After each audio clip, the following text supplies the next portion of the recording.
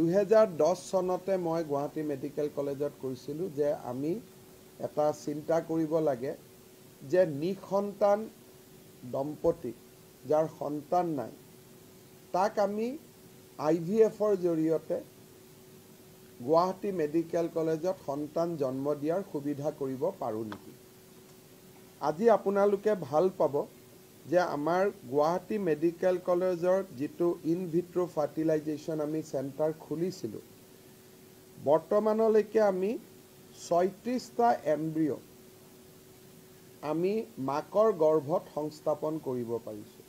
অৰ্থাৎ আৰ্টিফিচিয়েলি পুৰুষ আৰু মহিলাৰ সংক্ৰমণ হোৱাৰ পিছত যিটো এম্ব্ৰিঅ সৃষ্টি হ'ল, সেই এম্ব্ৰিঅটো আমি মাতৃ গৰ্ভত সংস্থাপিত কৰিব পাৰিছোঁ আৰু 8গৰাকী মাতৃ ইতিমধ্যে গৰ্ভৱতী হৈছে। এম্ব্ৰিঅ ট্ৰান্সপ্লান্ট কৰাৰ পিছতো গৰ্ভৱতী হ'বৰ কাৰণে সময় লাগে, কিন্তু ইতিমধ্যে আমাৰ 8গৰাকী মাতৃ গৰ্ভৱতী হৈছে আৰু এটা সন্তান আমি সিজাৰিয়ান সেকশ্যনৰ জৰিয়তে জন্ম দিব পাৰিছোঁ। অৰ্থাৎ যিটো আমাৰ প্ৰাইভেট হস্পিটালবিলাকত ইমান দিনে IVF হৈ আছিল, তাক আমি গুৱাহাটী মেডিকেল কলেজলৈকে লৈ আহিবলৈ সক্ষম হৈছোঁ। আৰু প্ৰথম সন্তানটি, মই নাম ক'ব খোজা নাই বা পিতৃ মাতৃৰ নামো কোৱাৰ প্ৰয়োজন নাই, প্ৰথম সন্তানটি ইতিমধ্যে সিজাৰিয়ান সেকশ্যনৰ জৰিয়তে জন্ম লাভ কৰিছে আৰু সন্তান মাতৃ উভয়ে সুস্থ হৈ আছে। এই গোটেই যিটো ব্যৱস্থা, বাহিৰত বহুত টকা পইচাৰ প্ৰয়োজন হয়।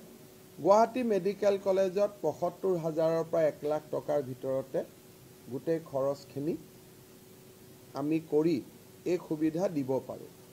প্ৰধানমন্ত্ৰী আয়ুষ্মান ভাৰত কাৰ্ড আৰু মুখ্যমন্ত্ৰী আয়ুষ্মান অসম কাৰ্ড যাতে আমি মেডিকেল কলেজবিলাকত মেক্সিমাম ব্যৱহাৰ কৰিব পাৰোঁ, সেইকাৰণে এতিয়া আমি যোৱা কেবিনেটত সিদ্ধান্ত লৈছোঁ।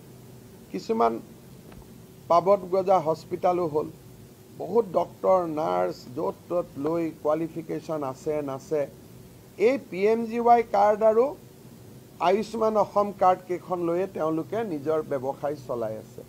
সেইকাৰণে এতিয়া আমি ঠিক কৰিছোঁ যে অকল ছুপাৰ স্পেচিয়েলিটিহে আমি প্ৰাইভেট হস্পিটালত দিম। এই গাঁৱে গাঁৱে ব্লকে ব্লকে যিবিলাক হস্পিটাল গঢ় লৈ উঠিছে, এইবিলাকত আমি অলপ কণ্ট্ৰল আনিব খুজিছোঁ যে গভৰ্ণমেণ্টৰ কাৰ্ড তাতে আমি আৰু নিদিওঁ।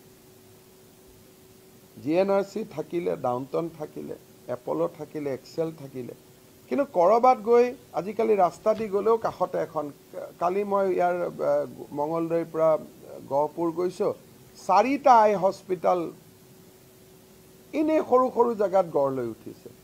পিছত মই সুধিছোঁ কেনেকৈ চলে, বোলে নহয় কেটৰেক্ট অপাৰেশ্যন কৰে আয়ুষ্মান ভাৰতৰ কাৰ্ডৰ ওপৰত। গতিকে আমি অলপ বাকী এই যিবিলাক অলপ নিয়ন্ত্ৰণ আনিবলগীয়া কাম আছে, সেইবিলাক আমি কৰিম যাতে হেল্থ ছিষ্টেমটো ভাল আছে আৰু ভাল হয়।